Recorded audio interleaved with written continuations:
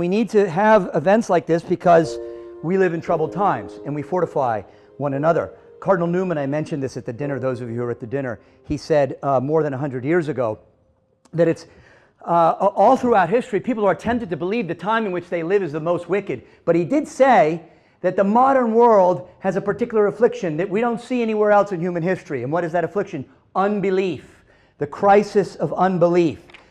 This afternoon, we're going to recall the Christian West's struggle against Islam. But without meaning to suppress your hope, I take the opportunity to remind you that the virile Catholic Europe that stood in the way courageously in the path of the Ottoman assault in the 16th century today does not exist. Italians and Spaniards, the heroes of today's story, in this vile act of self-loathing are contracepting themselves out of existence, right? Even as they invite the enemies of Jesus Christ to come and take up residence inside their borders. How do we explain this? Well, it is, as Cardinal Newman said, unbelief, right? Even the pagans want their lines to continue. So I don't know what form our war with Islam is going to take in the future, but I do know this.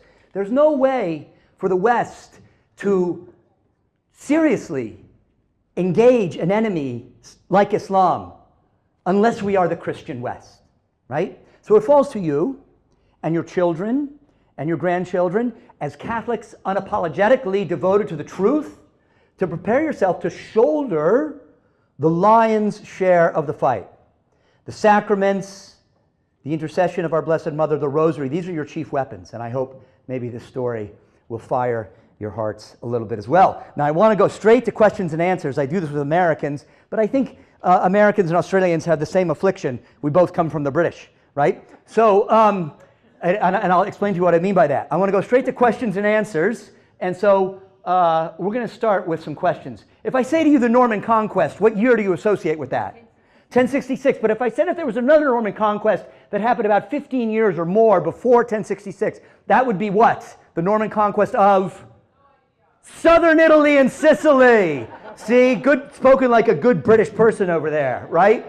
Southern Italy and Sicily. So long before William the Bastard went to, and he was, right? I know they say that in Australia a lot. You're allowed to say that. Yeah. So long before he went to, long before he invaded England, right? Turning, you know, Saxon England into this awful Norman place. Long before he was there, Normans under Robert Guiscard and some others went down to southern Italy and Sicily. And they took back control of Sicily from whom? The Saracens, who had controlled Sicily really since the 8th century, right? And if this had never happened, my friends, if they had never taken Sicily back, what great military event of the Middle Ages would not have taken place? The Crusades, right. Why? Because Sicily was an important point of embarkation and resupply for the Crusades, for that 200-year period of the Crusades. Okay? So, next question. If I say to you 1492, especially if you're an American, what do you associate that with? Columbus, right. But what else happened in 1492? In Spain, Ferdinand and Isabella, the great Catholic monarchs who united Spain. By the way, moms of daughters, next time your child needs to do a book report on a heroic woman, get her a book about Isabella of Spain. Oh my goodness, what a warrior. Anyway, Ferdinand and Isabella, 1492, conquest of the Kingdom of Granada. The Moors, 7 centuries, we talked about this twice so far, 7 centuries of fighting the enemies of Jesus Christ down the Iberian Peninsula, taking Spain, the Iberian Peninsula, back from the Saracens, back from the Muslims, reuniting Catholic Europe, making it whole and entire again, 1492. All right, if I say to you 1571, let's say we're playing Jeopardy. Do you show Jeopardy here? Jeopardy with Alex Trebek, right? Okay, and the category is famous sea battles of the 16th century for $500, Alex, right? And if I say to you 1571 or 1588, which of these dates is more recognizable to an Anglo audience? To an Anglo audience. It's 1588, right? Which is what? The defeat of the Spanish Armada. Exactly. By the way, not really a defeat, to tell you the truth. I know the English make a lot of big deal of this, but the fact of the matter is the Armada was intact by the time it made its way to the end of, you know what, where's Charbel? Charbel, you have to have me come back and do the talk on the Spanish Armada, okay? The Armada was intact by the time it made its way down the end of the English Channel, and then up around past the Firth of Forth and then down the other side. It's that storm on the other side that actually defeats the Armada. Very heroic story. Anyway, but I'm here to tell you, and of course the Armada meant that the failure of Spain to take back England and make it Catholic again, which was the objective of the Armada, right?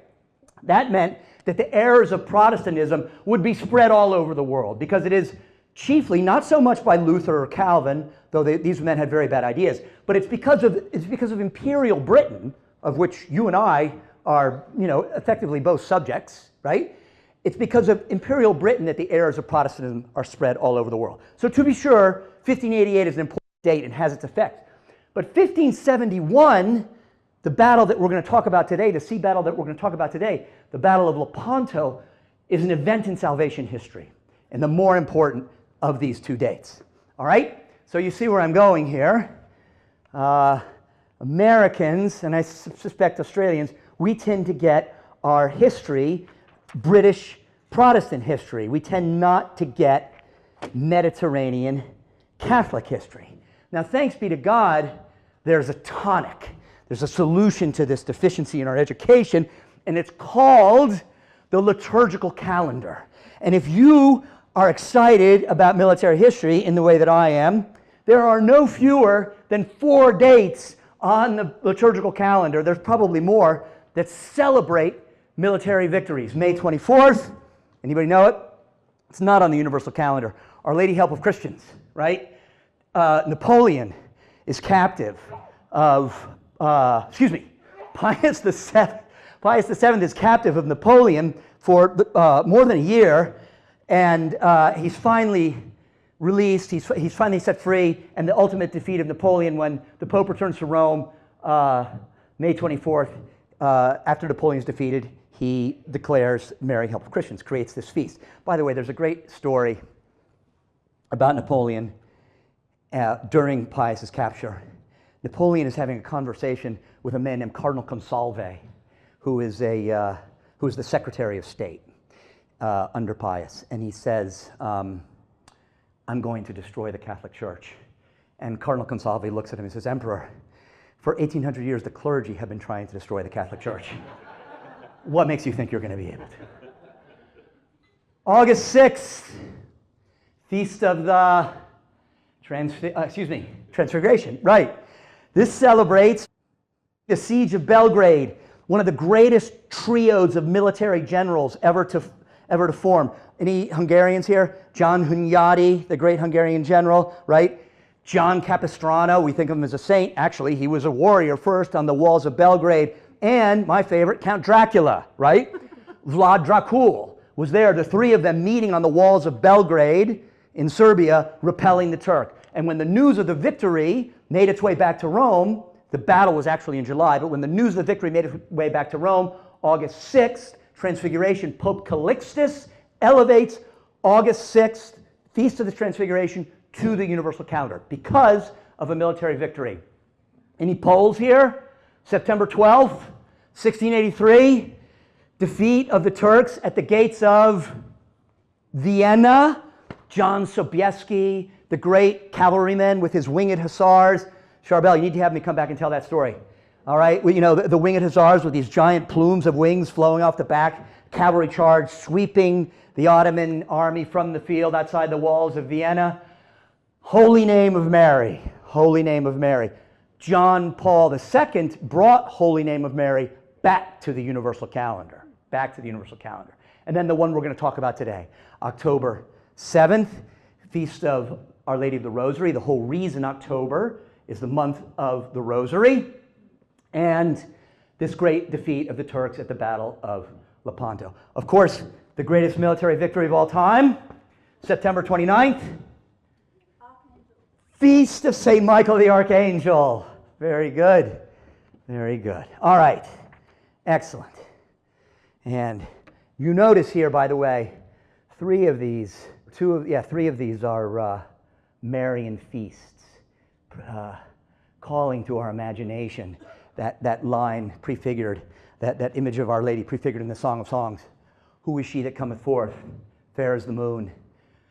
Forth as the morning rising, fair as the moon, bright as the sun, terrible as an army set in array, right? It's Our Lady who wins the victory at Lepanto, but we're getting ahead.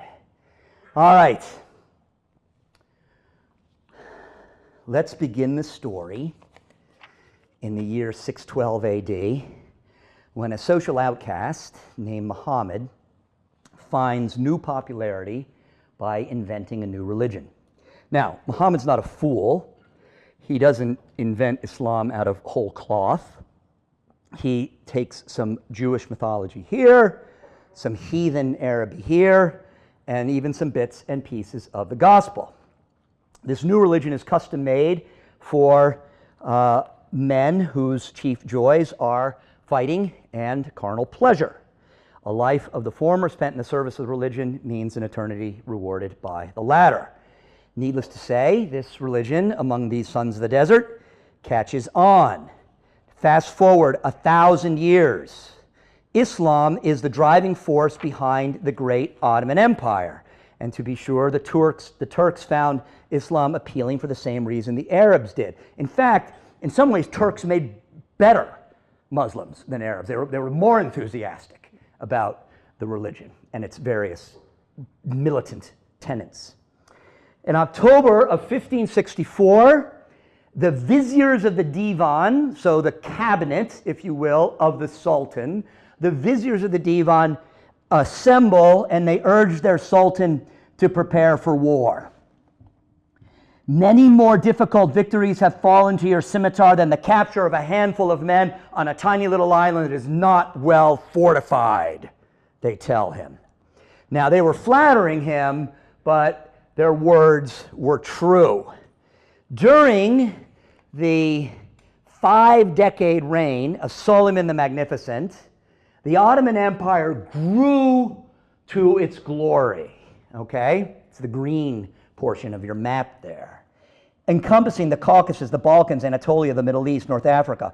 Suleiman had conquered Aden, Algiers, Baghdad, Belgrade, Budapest, Rhodes, Temesvar. His war galleys terrorized not only the Mediterranean Sea, but the Red Sea and the Persian Gulf as well. He'd experienced one defeat, the gates of Vienna, 1529. Now, the tiny little island that the Sultan's counselors wanted their lord to invest was called, anybody? Malta, right? Now, is there a little, sometimes these things have a little, oh, here we go.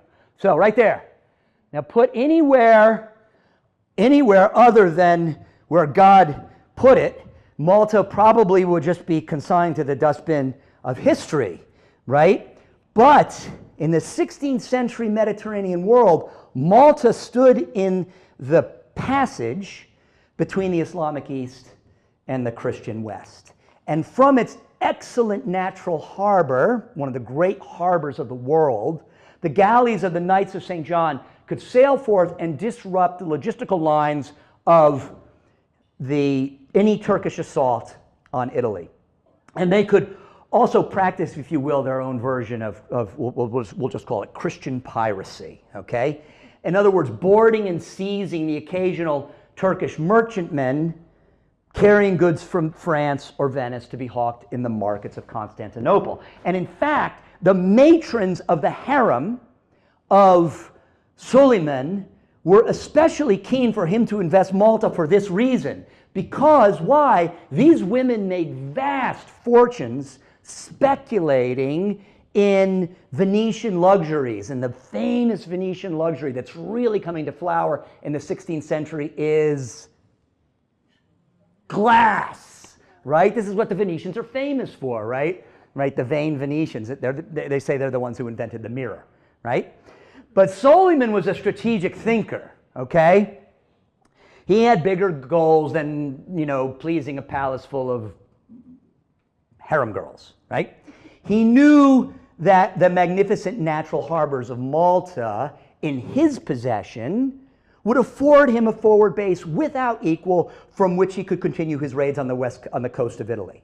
If he had greater control of the sea that Malta would afford him, he could bring Venice to heel. The two powers rivaling for control of the Mediterranean at this time are Venice and the Porte, right? The Ottoman Empire, okay? An invasion of Sicily would be not out of the question. And he could aid the Moriscos. Anybody know who the Moriscos were? The Moriscos were Moors living in Spain who, under Ferdinand and Isabella, had been offered the opportunity to accept baptism or leave the country. And a large portion of these people accepted baptism, but not, how can we say, with the proper intention. And they were Islam lying in wait for a rebellion, right? And soon they would be in full-scale rebellion against Philip II, King of Spain.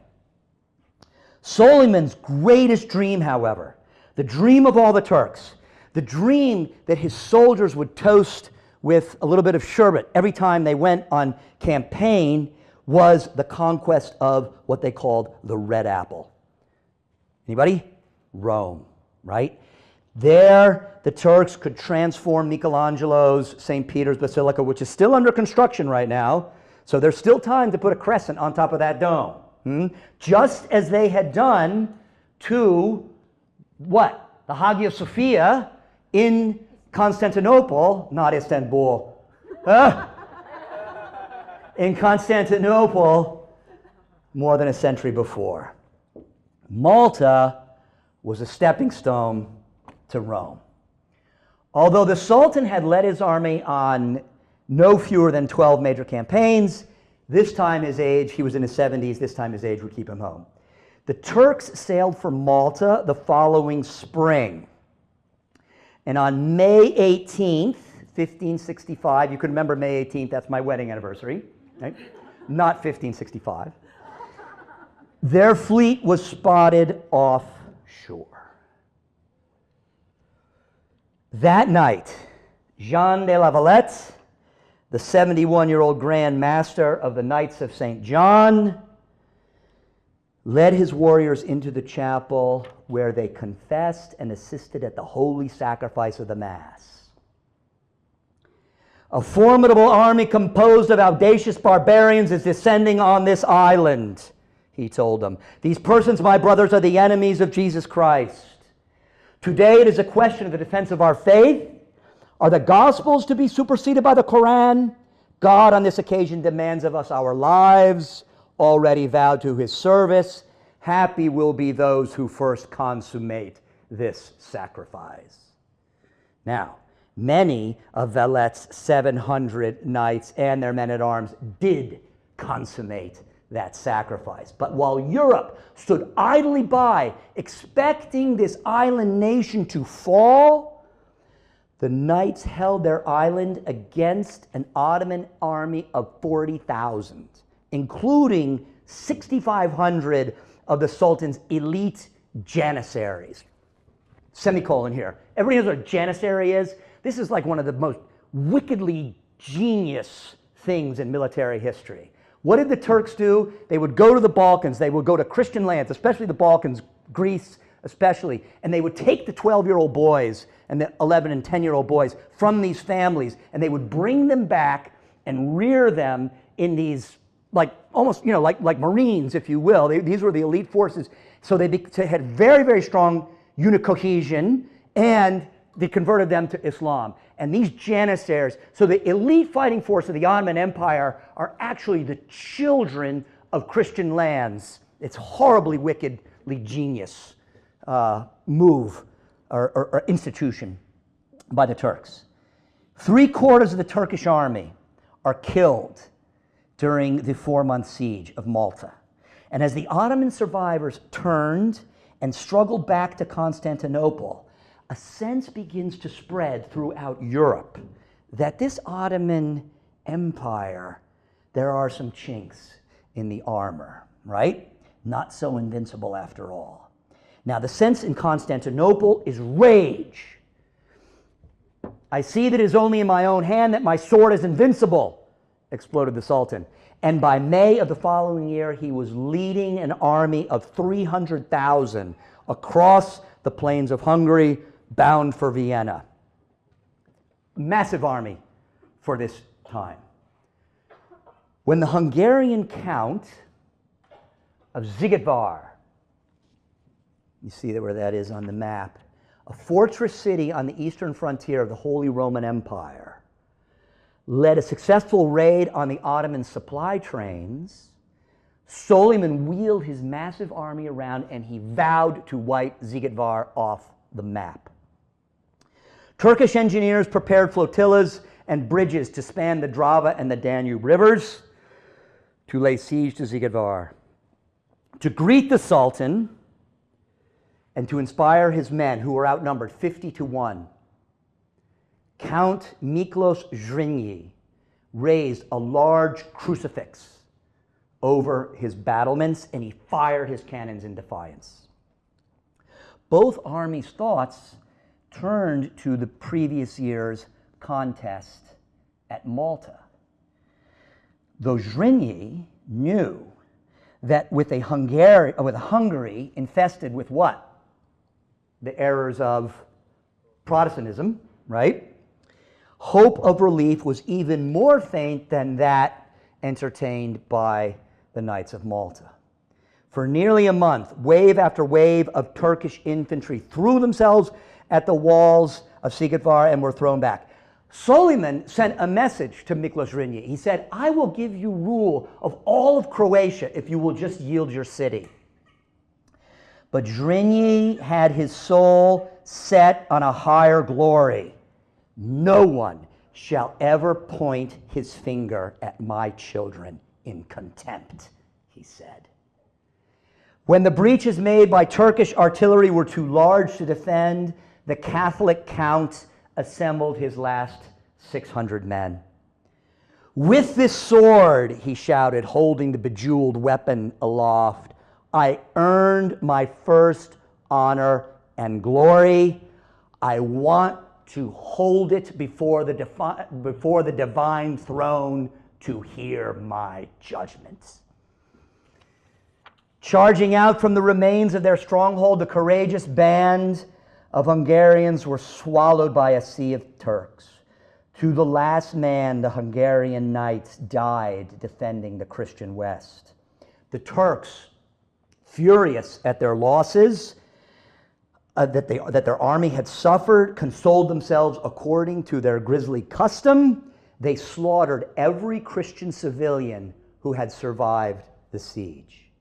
Suleiman the Magnificent did not witness the massacre, for he had died of dysentery in his tent 3 days prior. But had he survived to see this Ottoman victory on the remote Hungarian frontier, it would have given him no comfort.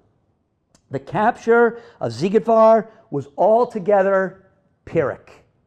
The Ottoman Empire had exhausted itself on the siege, and they were in no condition to continue the march to Vienna. Though all dead, Count Zrinyi and his loyal knights were the true victors. Back in Constantinople, Suleiman's son ascended the throne by the usual Ottoman method. What was this? Well, it was a complex harem intrigue among the matrons of the harem designed to kill off all of his worthier brothers. Unlike every previous sultan, Selim II, whose nickname was the Sot, what's a Sot? A drunk, yeah, had little interest in warfare. His enthusiasms were wine, his extraordinary and extraordinarily deviant carnal appetite, wine, poetry, though he was a lesser poet than his father, and wine. Nonetheless, he sensed without a decisive victory the mighty empire his father had left him would face eclipse. He decides that he's going to invade the Venetian-held Cyprus. You can see that on the map. Why? Well, half the population of Cyprus are Orthodox Greeks, and they are the second-class citizens laboring under, we should be honest, exacting Venetian rule. He figured they would offer little resistance to an Ottoman takeover. And then, as the legend goes, Cyprus was the source of his favorite vintage. Had Selim known, however, how half-hearted the Senate of Venice was in defending the island, he would have been even more enthusiastic. The Venetian Senate, when they received word of the invasion, voted by a very small margin to defend Cyprus, something like 220 to 199. The Turks rolled through Cyprus. After a 46-day siege, the capital city of Nicosia fell on September 9, 1570. The 500 Venetians of the garrison surrendered on terms, but once the city gates were opened, the Turks rushed in and slaughtered them all. Then the Turks set on the civilian population. 20,000 were massacred, some in such bizarre ways that those merely put to the sword were fortunate. Every house was plundered. Mothers, to protect their daughters from rape, stabbed them and then themselves, or they threw themselves from rooftops. 2,000 of the prettier boys and girls were gathered and shipped off to the slave markets in Constantinople. Soon the news reached Western Europe that only the port city of Famagusta on the eastern coast of the island held out. Spain, the Italian republics, they began to realize that they needed a united effort to stop the Ottoman assault. Now, had the matter of such an alliance been left to the princes of Europe, then St. Peter's Basilica might very well be a mosque today. But God intervened, and he sent one of history's greatest popes, Pope St. Pius V. You all know, by the way, this is why the Pope wears white to this day. First Dominican Pope, right? Pope St. Pius V declared, "I am taking up arms against the Turks, and the only thing that can help me are the prayers of priests of pure life." An aged Dominican, Michael Ghislieri, ascended the chair of Peter. He faced two foes, Protestantism and Islam. He was up to the task. He had served as Grand Inquisitor, and the austerity of his private mortification stood in stark contrast with the lifestyles pursued by his Renaissance forebears. During his 6-year reign, he promulgated the Council of Trent, published the works of Thomas Aquinas, issued the Roman Catechism, issued a new missal, the missal today used at the 1962 rite, yep. Issued a new breviary, created 21 cardinals, excommunicated Queen Elizabeth, and led, aided by St. Charles Borromeo, the reform of a clergy and episcopacy that had grown soft and degenerate. In a papacy of great achievements, the greatest came on March 7, 1571. On the feast of his fellow Dominican, St. Thomas Aquinas, in the old calendar, it's in January now, at the Dominican Church of Santa Maria Sopra Minerva in Rome. We talked about this, ladies, yesterday. That's where St. Catherine of Siena is buried. Pope Pius V formed the Holy League.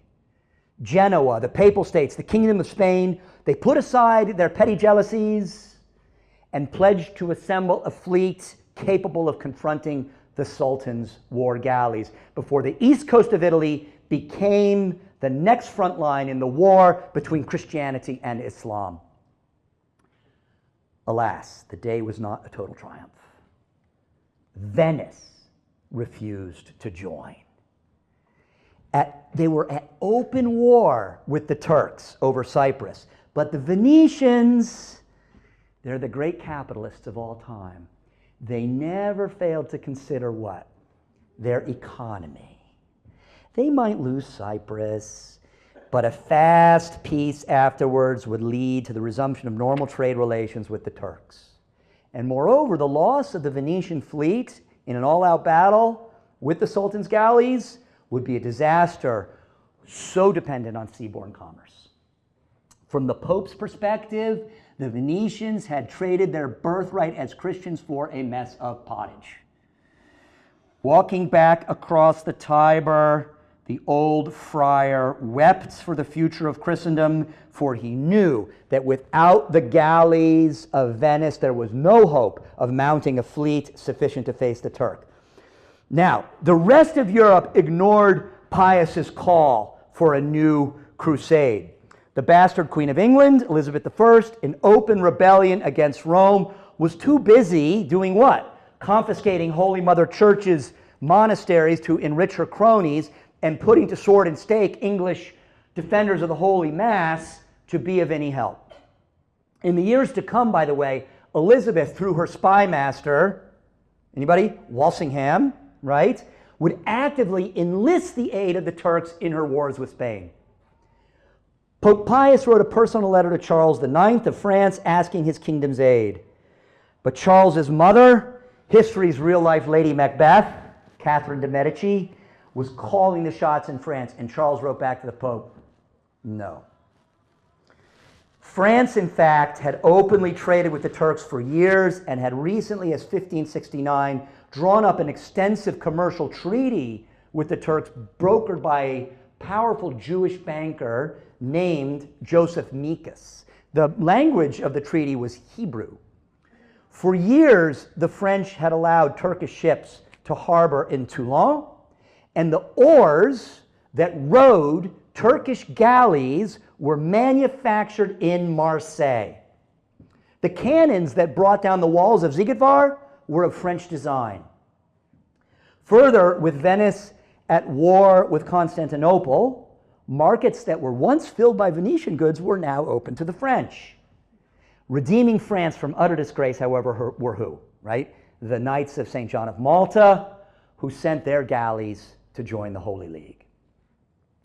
As the Pope prayed for Venice to answer her higher call, a new breed of fiery priests, led by stirring preachers such as San Francisco Borgia, right, the superior general of the Jesuits, inspired the hearts of Christian Europeans with their sermons against Islam. Enough Venetians must have been listening, because on May 25th, Venice at last joined the Holy League. Not only did the struggle for Cyprus continue, but now African corsairs, right, these kind of smaller vessels, were ranging within cannon shot of Basilica San Marco. And an explosion and fire, the source of which to this day is not certain, in the great Venetian arsenal, further sharpened the focus of Venetian priorities. By fits and starts, and not without quarreling among the principals, the Holy League was coming together. Now, the man in whom there was no hesitation was the one chosen by Pius V to serve as Captain General of the Holy League, Don John of Austria, the illegitimate son of the late Holy Roman Emperor Charles V and half-brother to Philip II, King of Spain. The young commander had distinguished himself in combat against Barbary corsairs in the Morisco Rebellion in Spain, in a campaign during which Don John demonstrated his capacity for swift violence when the threat called for it, and restraint when charity demanded it. He was a great horseman, a great swordsman, and a great dancer. With charm and wit and good looks in abundance, he was, to say the least, popular among the ladies at court. Since childhood, he had cultivated a deep devotion to the Blessed Virgin. He spoke Latin, French, Italian, and Spanish. He kept a pet marmoset and a lion cub that slept at the foot of his bed. He was 24 years old. Taking the young warrior by the shoulders, Pius V looked at Don John of Austria and he said, "The Turks, swollen by their victories, will wish to take on our fleet. And God, I have the pious presentiment, will give us victory. Charles V gave you life. I will give you honor and greatness. Go and seek them out." As Don John was making his way in late summer of 1571 to the harbor at Messina to take command of his fleet, the situation on Cyprus grew more desperate. The Venetian colonists had claimed the lives of 50,000 Turks with their intrepid defense of Famagusta, but when all their supplies and gunpowder were exhausted, and when they had eaten their last horse, their shrewd governor, a man named Marcantonio Bragadino, sent a message to the Turkish commander, a man named Lala Mustafa, and he asked for terms. The Turks agreed to give the remaining Venetian soldiers passage to Crete on 14 Turkish galleys in exchange for surrender of the city. The Greek Cypriots could retain their property and continue to practice their religion. On August 4th, 1571, Marcantonio Bragadino, with a governor of Famagusta, with a small entourage, including several young boys acting as pages, met with Lala Mustafa and his advisors in the Turkish general's tent. Lala Mustafa lecherously demanded Bragadino's page, Antonio Quirini, as a hostage for the 14 galleys. Bragadino calmly refused. When he did, he was shoved out, he and his men were shoved out of the tent by Lala Mustafa's guards. Bragadino was bound and forced to watch as his attendants were hacked to pieces. The boys were let off in chains. The Turks 3 times took the Venetian governor's head and put it on the chopping block, 3 times pulling it off to test his mettle. Instead of cutting off his head, they cut off his nose and then his ears. And they cauterized the wounds with hot irons to stop the bleeding. The Venetian soldiers of the garrison had no idea that Mustafa had broken the terms, so they begin their march down to the galleys, expecting passage to Crete. Once aboard, the Venetian soldiers were set upon by Turkish soldiers. They were stripped of their clothes and chained to the oars. From their benches, they witnessed the horrifying ordeal to which the Turks now subjected their governor. First, the Turks fitted Marcantonio Bragadino with a bridle, and they forced him to crawl around on his hands and knees around the Turkish encampment. Each time he passed in front of Lala Mustafa's tent, he was forced to kiss the ground. They slung ass panniers over his back filled with dung. Next, he was strung up in chains and hoisted over a galley spar to hang in the hot August sun.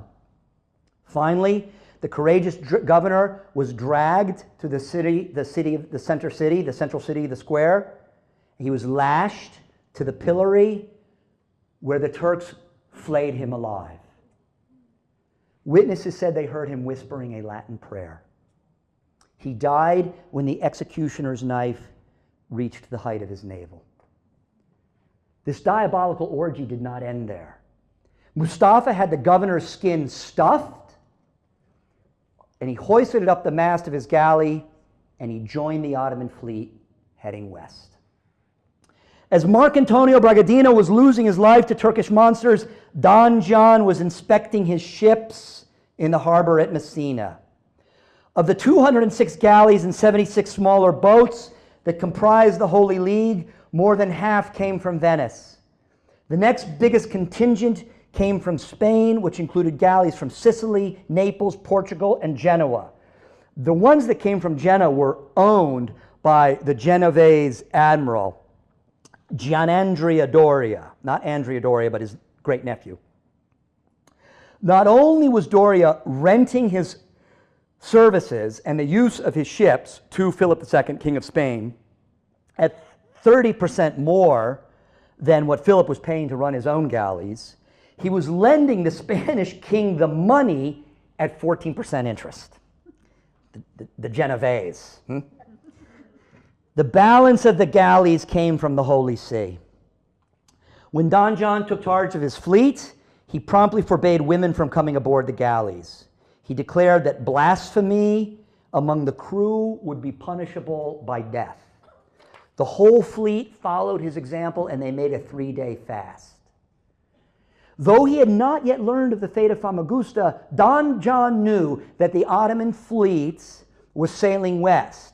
He could only guess, and he would have been right, that the young Ottoman admiral, a man named Muzanzade, so Muzanzade, son of a Muzan, right? Muzanzade Ali Pasha had explicit orders from the Selim II to engage the Christians in a pitched battle. After a sortie as far north as the Gulf of Preveza, the Ottoman fleet, comprising 230 galleys and some 70 smaller craft, including these swift, shallow draft corsairs, the galleots they're called, of the African corsairs, harbored in the Bay of Lepanto on the north side of the Gulf of Patras. Everybody sees what we're talking about here. The Gulf of Patras is that body of water, now the Gulf of Corinth or Bay of Corinth. It's at the very west end of the Gulf of Corinth. It divides mainland Greece from the Peloponnese. Okay?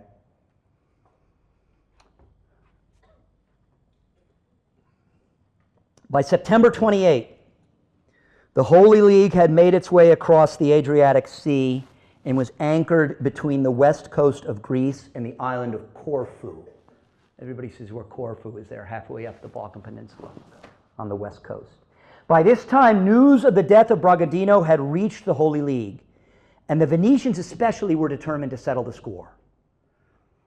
Don John reminded all of his fleet that the battle they would soon face was as much spiritual as physical.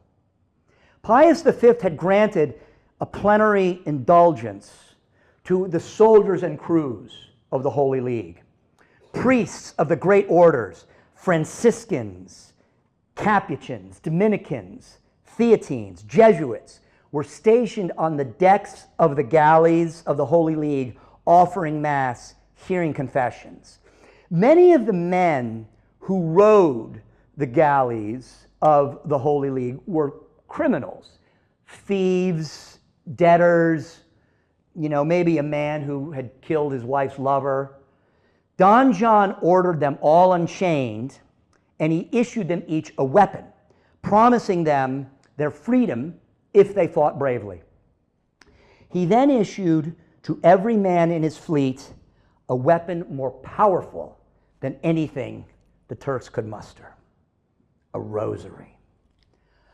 On the eve of the battle, the men of the Holy League prepared their souls by falling to their knees on the decks of their galleys and praying the rosary. Back in Rome and up and down the Italian peninsula, at the behest of Pius V, the churches were packed with the faithful telling their beads. In heaven, the Blessed Mother, her Immaculate Heart aflame, was listening. In the quiet of the night, Don John met with his admirals on the decks of his flagship Real to review once more the order of battle. He had divided his fleet into 4 squadrons of some 60 ships each. Commanding the squadron on his left flank, so this northernmost squadron, was a Venetian warrior named Agustin Barbarigo. The center squadron was commanded by Don John, on either side, assisted on either side by his vice admirals, including the Roman Marcantonio Colonna and the Venetian Sebastian Veniero. Directly behind the center squadron, Don John stationed the reserve squadron, commanded by the Spaniard Don Alvaro de Bazan, the Marquis of Santa Cruz, Spain's greatest naval commander. Arrayed, and then the southernmost squadron commanded by the Genovese Gianandrea Doria. Arrayed for battle, the mighty armada of the Holy League looked like nothing if not a Latin cross. Doria, whatever we might suspect about his mercenary motives, had been the source of some sound tactical counsel. He advised Don John to cut off the spars on the front, on the bow of all the galleys, right here. Cut that spar off.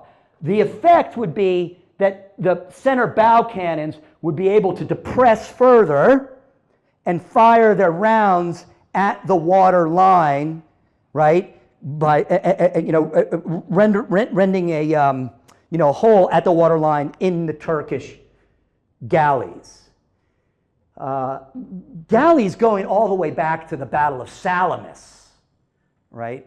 In the Punic Wars, in the Persian Wars, had been outfitted with spars. This moment in military history really signals what? The advent of gunpowder. Don John's famous order, heralding the age of gunpowder. Doria also advised taking the League's 6 galleasses and stationing them, there were 6 of them, 2 each before the 3 forward squadrons. A galleass was kind of a hybrid. It was really a merchant vessel that had been fitted for war, for this particular battle. So you can see that in an ordinary galley, so galleass is about 1.5 times the size of an ordinary galley. But you can see that these, in addition to having cannons in the bow and in the stern, also had them on the port and starboard side. An ordinary galley was vulnerable on the sides. Don John increased the lethality of his galleasses by packing the decks with Spanish arquebusiers. Though slow-moving, these galleys had to be towed into battle. They would provide a powerful shock once the battle began. Now, Gianandrea Doria was an admiral, but he was also a ship owner. There they are in Don John's stateroom meeting the night before the battle, and Gianandrea Doria looks at Don John, and he raises his eyebrow, he opens his palm, he says, "There is still time, Your Grace, to avoid a pitched battle." The young Captain General stood surrounded by men older and with far greater seafaring and military experience than he. Sebastian Veniero was 76 years old. Silence filled the small stateroom as these men waited to hear Don John's response. He caught their eyes, each one of them, as he looked around the room. "Gentlemen," he said, "the time for council has passed. Now is the time for war." It was. In the dawn's mist of October 7, 1571, the Holy League rowed down the west coast of Greece and turned east into the Gulf of Patras. And when the morning mist cleared, the Christians, rowing directly against the wind, saw the squadrons of the larger Ottoman fleet arrayed like a crescent and stretched from shore to shore, bearing down on them under full sail. As the fleets grew closer, the Christians could hear the gongs and the cymbals and the drums and the cries of the Turks. The men of the Holy League silently pulled at their oars. The soldiers stood on the decks in silent prayer. Priests marched up and down the decks, holding aloft large crucifixes, exhorting the men to be brave, hearing final confessions. And then the Blessed Mother intervened. The wind shifted 180 degrees. The Ottomans struck their sails, and tens of thousands of Christian galley slaves who rowed the Turkish boats were whipped up from under their benches. The sails of the Holy League were filled with the divine breath, driving them into battle. Don John knelt for a final prayer on the prow of his flagship Real. He stood up and he gave the order for the Holy League's battle standard, a gift from Pius V, to be unfurled. Christians up and down the battle line watched as the giant blue banner bearing an image of our Lord crucified strained in the wind. They let forth a cheer of confidence in their young commander and hope in their God. At midday, the fleets closed and engaged. The first fighting began along the Holy League's left flank, where many of the smaller, swifter Turkish galleys were able to maneuver around Agustin Barbarigo's inshore flank. The Venetian admiral responded with a near impossibility. He pivoted his entire squadron, 54 ships, counterclockwise and began to pin the Turkish right flank against the north shore of the Gulf of Patras. Gaps formed in Barbarigo's line and Ottoman galleys broke into the intervals. As galley pulled up along galley, the slaughter brought on by cannon, musket ball, and arrow was horrific. But the Venetians in time prevailed. Barbarigo took an arrow to the eye. Before he died, however, he learned of the capture of Scirocco and the crushing defeat of the Turkish right line. In the center of the battle, breaking all the conventions of naval warfare, the opposing flagships engaged. Don John's Real with Muzaffar Ali Pasha's Sultana. Twice Spanish infantry boarded the Sultana and drove the Janissaries back to the mast, and twice they were driven back to the Real by Ottoman reinforcements. Don John himself led the third charge across Sultana's bloody deck. He was wounded in the leg, but Ali Pasha took a musket ball to the forehead. One of Real's freed convicts lopped off the Turkish admiral's head and held it aloft on the pike. The Muslim sacred banner with the name of Allah stitched in gold calligraphy 28,000 times that pious legend held was carried before the Prophet himself in battle was captured by the Christians. Terror struck the Turks, and the slaughter began. Bodies and limbs quivered on the scarlet deck. The sea ran red. But the fight was far from won. On the Holy League's right, southernmost flank, Gianandrea Doria was forced to increase the interval between his galleys to keep his line abreast from being flanked on the south by the larger Ottoman squadron under the command of an Algerian named Ulik Ali. When the space between Doria's squadron and Don John's grew large enough, Ulik Ali sent his corsairs through the gap to envelope from behind the galleys of Don John's squadron. Right? So everybody sees what happens here. Gianandrea Doria is forced to increase the interval between his galleys to avoid getting flanked underneath, like this, from the south. When he does, he increases the space between his squadron and Don John's. And Ulik Ali moves in to this space. That's the effect of what happens. And this is where we see Don John's genius, because he had put the Marquis of Santa Cruz, Don Alvaro de Bazan, the great Spanish sea commander, waiting there in the reserves with his 35 galleys, which he had carefully kept out of the fight, waiting for the moment until he was most needed. And now he entered the fight, rescuing the center of the Holy League from the Turkish vessels that had surrounded them, and then turning his squadron south to the aid of the outmanned Doria. The fighting lasted for 5 hours. The sides were evenly matched and well led, but the divine favored the Christians. And once the battle turned in their favor, it became a total rout. All but 13 of the Turkish vessels were captured or sunk. Not until the First World War would we see again so much carnage in a single day's fighting. In the aftermath of the battle, the Christians gave no quarter, being sure especially to kill the helmsman, galley captains, archers, and janissaries. The Sultan could build new galleys, but these are hard things to operate. And without the experts to operate them, it would be a long time before he could put another fleet in the Mediterranean Sea. The news of the victory made its way back to Rome, but the Pope was already rejoicing. On the day of the battle, Pius had been consulting with his cardinals at the Dominican Basilica of Santa Sabina on the Aventine Hill. In the midst of their deliberations, he paused and he looked out the window. Up in the sky, the Blessed Virgin favored him with an image of the victory.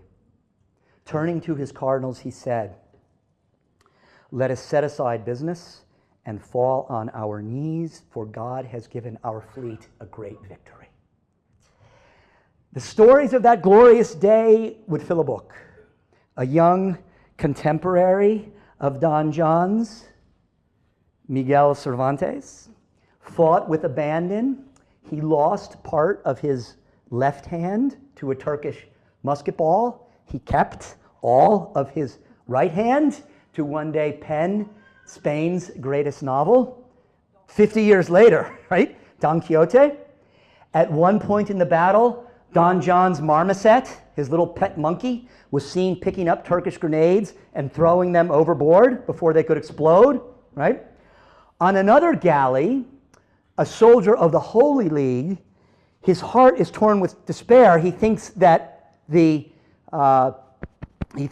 Holy League is going to lose, and he takes his sword to the ship's crucifix. The blade instantly shatters. Many years later, there's an attempt made to reforge the sword, and the moment it's pulled out of the forge, it immediately fell to pieces. The crucifix on board the the corpus on the crucifix on board the Real twisted itself to dodge a Turkish cannonball. You can see this crucifix. Anybody been to Barcelona? That's in the side chapel, the first side chapel on the right, in the old cathedral in the Gothic quarter in Barcelona. Now, of interest to American Catholics is an image displayed in the Doria family church in a little small mountain town called San Stefano, north of Genoa. Gianandrea Doria carried this gift from the King of Spain in his galley. Exactly 40 years before the Battle of Lepanto, the Blessed Virgin appeared to a peasant leaving a miraculous image of herself on his smock. The bishop of the region commissioned a local artist to paint 5 copies of the image, and he touched each of the paintings to the original. Our Lady of Guadalupe was present at the Battle of Lepanto. There is some Catholic history. You tell me, we have time for the poem? My friends, this is an event in political history, to be sure, as I have described it to you. Yes, but it is also an event in salvation history, And as an event in salvation history, it enters the realm of mystery, right? And how do we engage mysteries? We engage them not so much with our intellects, but with our hearts. And the language of the heart is poetry. What does the angelic doctor, this great scientific, logical, philosophical mind say about poetry? He says, we use poetry when the thing in front of us for consideration does not find sufficient expression in rhetoric or prose.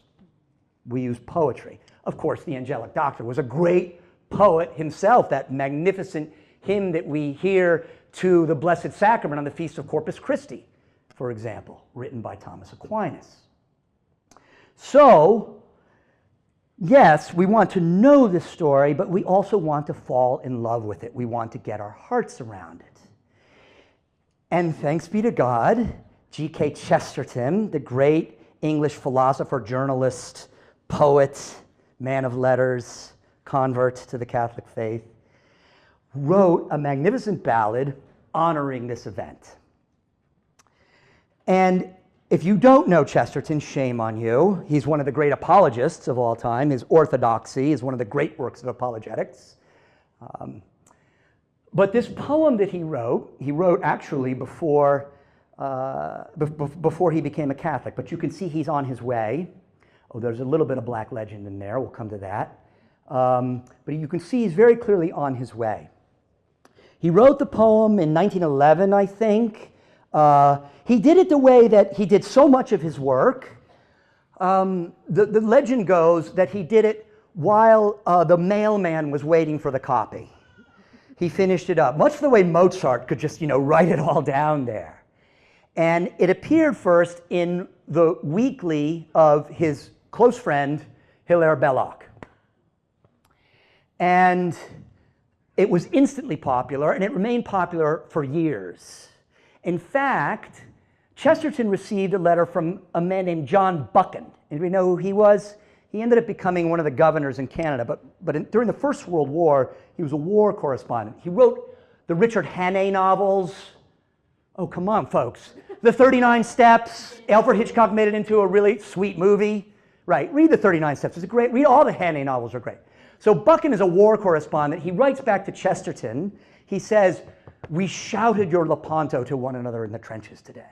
And you can hear how this poem, it positively marches, would fire the hearts of men then thinking they're involved, imagining themselves involved again for another contest for the soul of Europe. All right, the Pope follows, sets up the scene and follows the campaign of Don John of Austria. The scene opens, white founts falling in the courts of the sun. Where's that? Constantinople. And you see the Sultan there. He's smiling. He has this kind of wicked smile because his galleys are overtaking the Mediterranean Sea, what Chesterton calls the inmost sea of all the earth. But Spain is distracted, right? Spain is distracted by, from evening isles fantastical, rings faint the Spanish gun. What direction is evening? West, right? In the southern hemisphere is evening west? Yeah, okay, good. So what are these isles? They're the West Indies. So Spain is concerned about her conquest in the New World. She's not even paying attention to what's going on in the Mediterranean. But then comes this young commander from a half-attainted stall. Chesterton makes a pun on Don John's illegitimacy, right? Half-attainted stall, the last knight of Europe takes weapons from the wall. And then the crusade begins to march, and anybody who's been in the service gets fired by this because the kettle drums and the torches.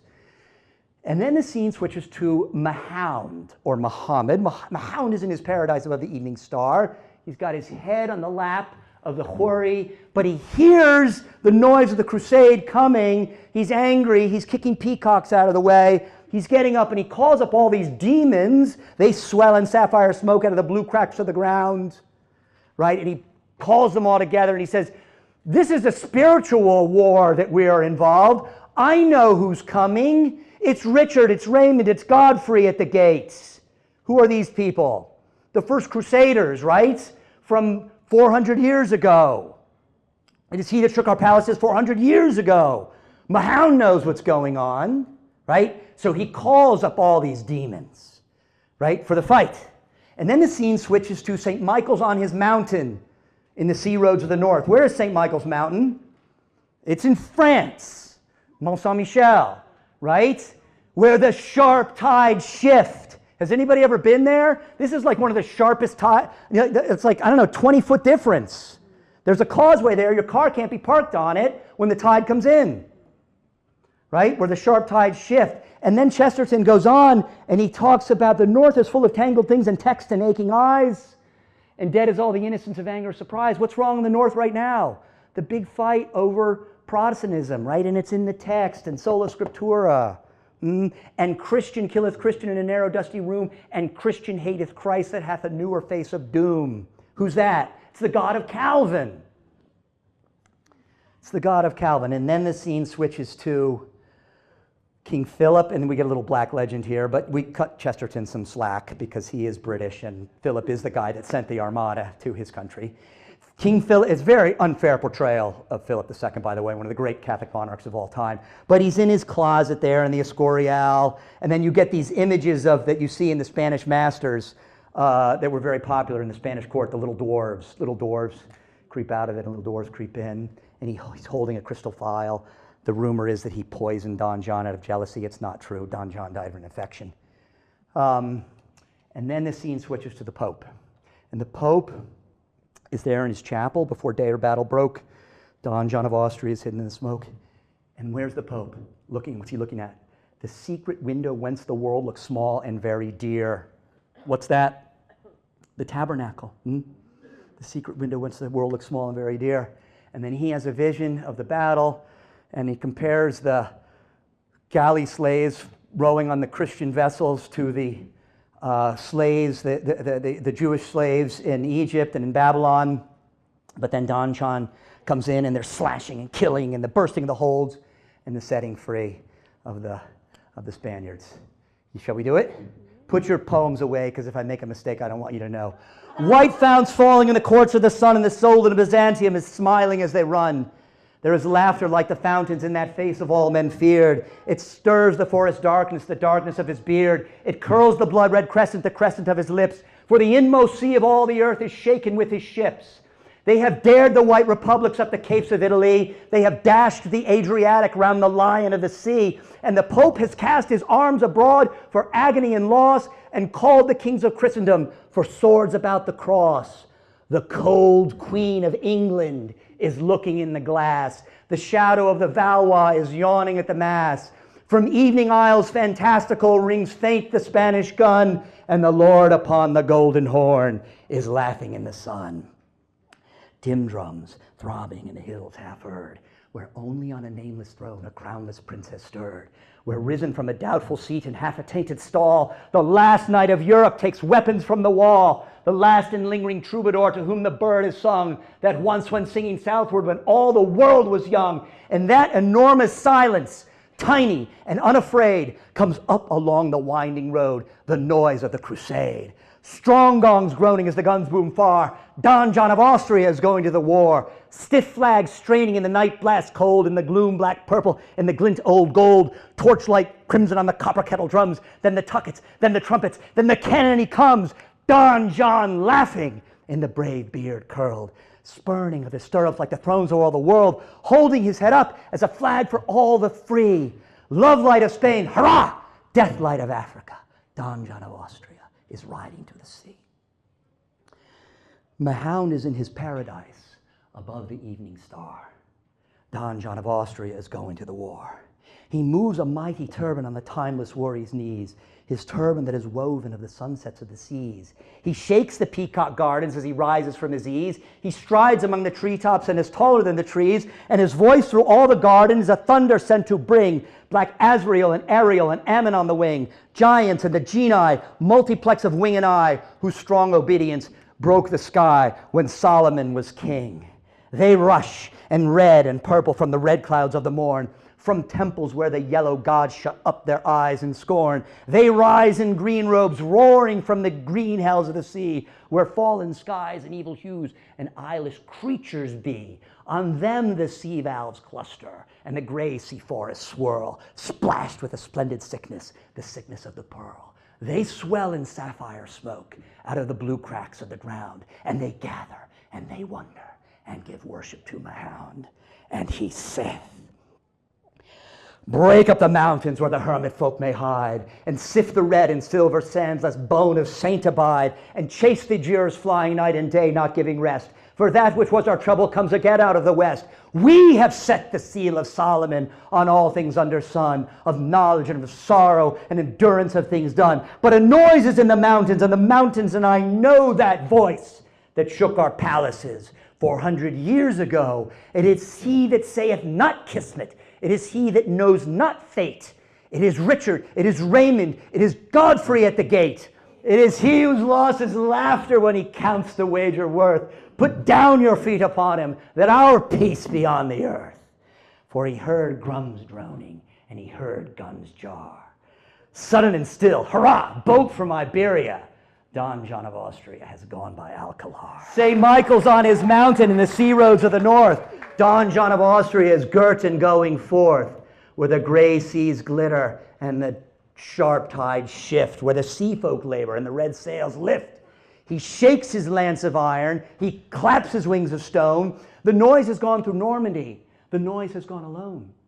The north is full of tangled things and texts and aching eyes, and dead is all the innocence of anger and surprise. And Christian killeth Christian in a narrow dusty room, and Christian dreadeth Christ that hath a newer face of doom, and Christian hateth Mary that God kissed in Galilee.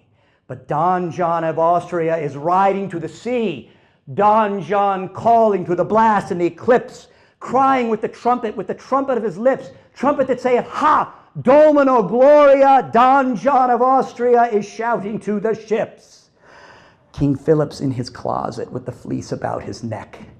Don John of Austria is armed upon the deck. The walls are hung with velvet that is soft and black as sin, and little dwarves creep out of it, and little dwarves creep in. He holds a crystal phial that has colors like the moon. He touches, and it tingles, and he trembles very soon, and his face is as a fungus of a leprous white and gray, like plants in the high houses that are shuttered from the day. And death is in the phial, and the end of noble work. But Don John of Austria has fired upon the Turk. Don John's hunting, and his hounds have bayed. Booms away past Italy the rumor of his raid. Gun upon gun, hurrah! Gun upon gun, ha-ha! Don John of Austria has loosed the cannonade. The Pope was in his chapel before day or battle broke. Don John of Austria is hidden in the smoke. The hidden room in man's house where God sits all the year, the secret window whence the world looks small and very dear. He sees as in a mirror on the monstrous twilight sea the crescent of his cruel ships whose name is Mystery. They fling great shadows forwards, making cross and castle dark. They veil the plumed lions on the galleys of St. Mark. And above the ships are palaces of brown, black-bearded chiefs. And below the ships are prisons where with multitudinous griefs Christian captives, sick and sunless, all a laboring race repines, like a race in sunken cities, like a nation in the mines. They are lost like slaves that swat and in the skies of morning hung the stairways of the tallest gods when tyranny was young.